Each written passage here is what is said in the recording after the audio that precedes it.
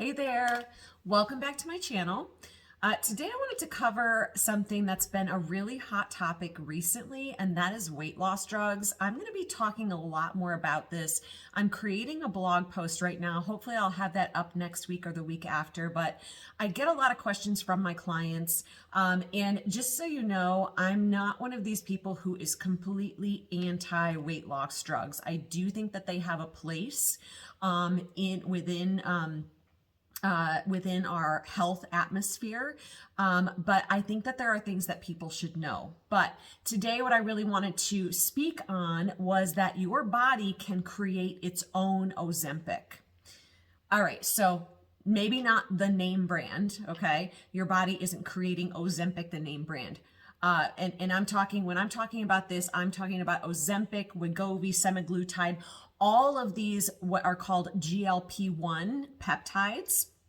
And they are simply GLP-1 hormones, which your body creates these appetite suppressing hormones on its own in your small intestine.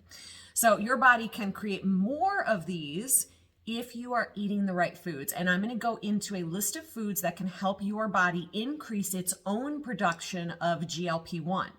But let's talk a little bit about GLP-1. So how does it work in the body? So when you are taking the weight loss drugs like Wegovy or semaglutide, or if you are eating the right things, GLP-1 is created in your intestines and it slows down gastric emptying so you feel fuller for longer.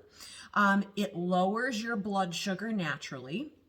And it sends signals to the brain that reduce hunger and appetite. And if you know anybody who has been on any of the weight loss drugs, I have several clients who are on them. They report having absolutely no appetite. So definitely does the job of reducing appetite. Here's the thing. Whole foods can do the exact same thing. Most people are struggling with high appetite, or they're struggling with overeating because they are eating the wrong things. So specifically, foods that are high in protein, these are the things that I already preach and that most, I think, fitness trainers and health professionals are already preaching. But foods that are high in protein have high fiber and or high water content. Also healthy fats. Those things are going to help your digestive system, your intestine, the lining of your intestine, create more GLP-1, which is going to turn off your hunger signals. So I'm going to give you this list of foods: proteins, steak, chicken, fish, eggs, cottage cheese.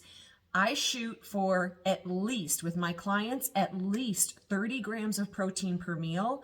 When I can get somebody to eat enough protein per meal, they typically see a dramatic reduction in their hunger. And that is likely due to the satiety producing effects of protein. And that may have to do, to some extent, with higher GLP-1 production in the intestine. All right, fiber, broccoli, cauliflower, greens, zucchini, carrots, bell peppers, cucumbers, celery, beans, apples, avocado, flax seeds, chia seeds. That is not an exhaustive list of things that are high in fiber, but fiber, again, slowing the digestive system down a little bit, improving your gut health. That's another thing. So it has been shown that your microbiome does have some role in GLP-1 production. And then, of course, water. So all of those veggies that I just listed, the veggies and fruits, they all have high water content. So if you eat those things, you are going to be less hungry. And I'm going to give you an example of my breakfast this morning. So I chopped up a quarter of a red bell pepper. I chopped up a green onion. I mixed in 3 whole eggs, one whole cup of egg whites. Now, if I'm not a huge fan of the egg white thing, I don't ever eat just egg whites. But to get the extra protein, to meet my protein target, I do use egg whites in addition to whole eggs. So 3 whole eggs, 1 cup of egg whites, 1/4 cup of feta cheese. I mixed all of that up and I scrambled it.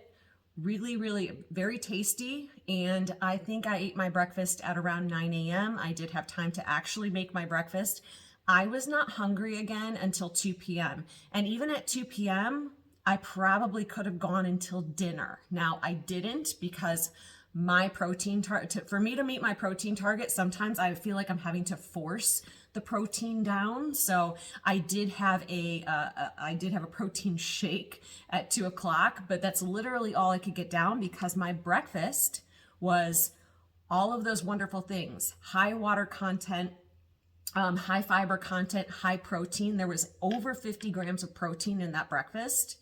And I was not hungry. I was not hungry all day. All right.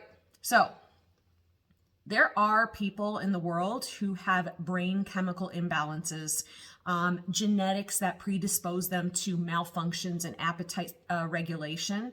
But the reality is most people just aren't eating the right foods to help them suppress their appetite naturally. So if you're eating the right foods, appetite will naturally regulate and you won't overeat. This can save you thousands of dollars. So in the United States, these weight loss drugs, like I said, I'm not against weight loss drugs, but I'm going to be talking in another post or in another video about the side effects, the potential side effects, the very real side effects of taking these drugs long term. But in the US right now, they also cost thousands of dollars. Most of the time, they are not covered by insurance. And they have some pretty substantial side effects.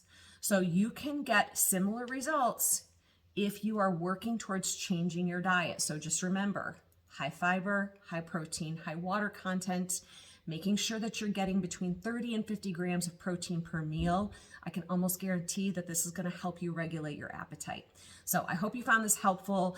I'm going to be posting more about these GLP-1 drugs and how you can do this naturally on your own. I'm also going to be talking more about if you are taking weight loss drugs, how you can mitigate some of the side effects. So I hope you found this helpful. I'll see you again soon.